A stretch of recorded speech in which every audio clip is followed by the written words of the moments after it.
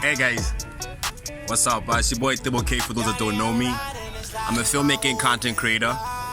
And right now I'm at the bus rank.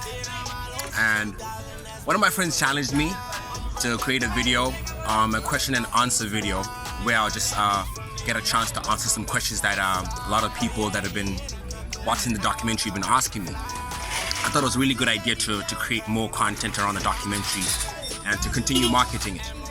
So what I did is I wrote some of them down. I got them via Facebook inbox and Instagram inbox. So I wrote them down here somewhere. Oh, sweet. So the first question is, what inspired the documentary? And quite simply, I say this very confidently that it's a God idea. The documentary is a God idea. It's a God-inspired idea. I was having a conversation with my mentor in the industry. His name is McDonald Kingaletswe. And we're just speaking about how to create better content. And he was really challenging me because he really believes in my craft. He really believes in what I'm doing. So you're telling me, look, you need to tell more authentic stories, more African stories. And while he's still speaking, it just hit me right there. But yes, that's it.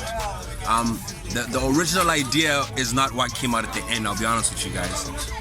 But the concept, the gist of the concept was that I'll be going around and speaking to combi drivers and taxi drivers and to find out how they've been affected, just to inform the viewers about the lives of these public transport operators. So I hope that kind of answers your question, my bro. The second question is, why shoot a documentary about combi drivers and taxi drivers? I actually got this on radio as well the other day. And honestly speaking, you get me? I did some public transport there. And I've been using public transport since I was maybe 8-9 years old. You get me? So public transport is a part of my culture. It's a part of who I am. And I feel like these are people that they are not heard. They have a lot to say. I mean, on every combi ride, every taxi ride, I'm the kind of guy that starts conversation with the driver, you get me? To know what he's going through, to understand his life a bit more. So with my craft, one of my big things is to speak for people that have voices but are not heard. So I mean, it came very naturally to make a documentary about these people.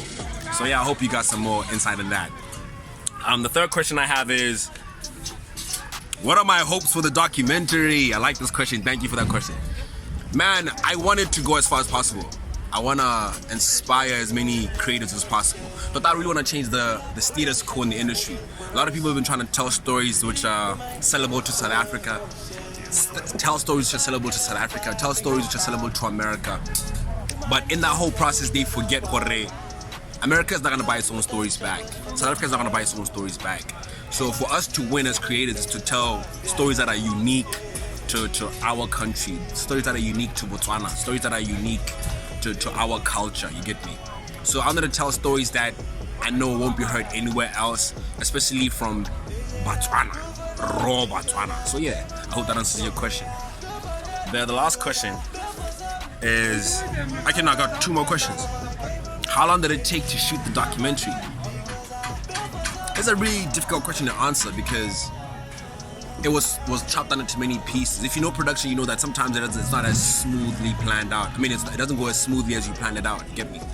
So the documentary, I'll say roughly, it took about 2 weeks to create. I'd go out in the streets, I'd get B-roll footage. I'll go back home, I'll look at the footage, it was not good enough. I'll go speak to McD about it. He tell me, okay, cool, try use this lens, try use this gimbal. I'll go back on the streets, I'll interview some people. When I go back home, I watch the footage, it's not as clean as I want it to be. So all in all, it took about 2 weeks to create everything. But it was really chopped up, it wasn't like 2 weeks straight. And the editing process, geez, I'd say about 7 days. Now this is like 7 days straight. After I was done shooting, because what I do is I make sure I finish shooting first before I start editing, because it makes it less strenuous on me and less time consuming.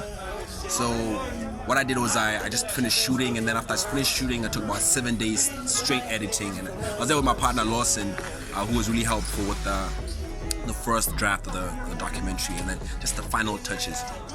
So yeah, I hope that answers your question, my G. Last question is, I like this question, I'll save it for last. The person said, I'm intrigued by the interviewees. Who was the most difficult? Yeesh. I wouldn't say difficult because I don't know, give out whole, you get me? So, but to me, but whole are not difficult. They're very complicated, you get me? They're very intense. And the second batch of interviews were done on the first day of the Greater Gaborone lockdown. So people were really in their emotions. People were really angry about the situation. So they were not difficult, they were just very passionate. And I actually just met her. Her name is Manana. I'll have an insert of the video of her speaking right now, so you check it out. Ke ra gore batswana le bone a kwa ba re buelle seemo se ga sa le bagana rona re linosi le ngwane go mpe go ba bangwe motho khona o tawa go ra re ke go kile go tswa mo go ditsane ke ya go bo old dinaledi ka dinao go go kwatsa mo go ditsane le bo ga bana o tsama ka dinao a ba re buelle ba bua ba ipuella le bone ba re ra re ka transport re ireleng yana le yana le yana. Man, this woman is exactly what you see right now. You see that passion, you see that anger, you see that rawness. That's who she is. She was the most interesting person. She gave me the most to work with because she really felt it, and she really, it appears she had really thought about what she wants to say beforehand, you get me? So now it's like I gave her an opportunity to really voice it out, and she really appreciated it.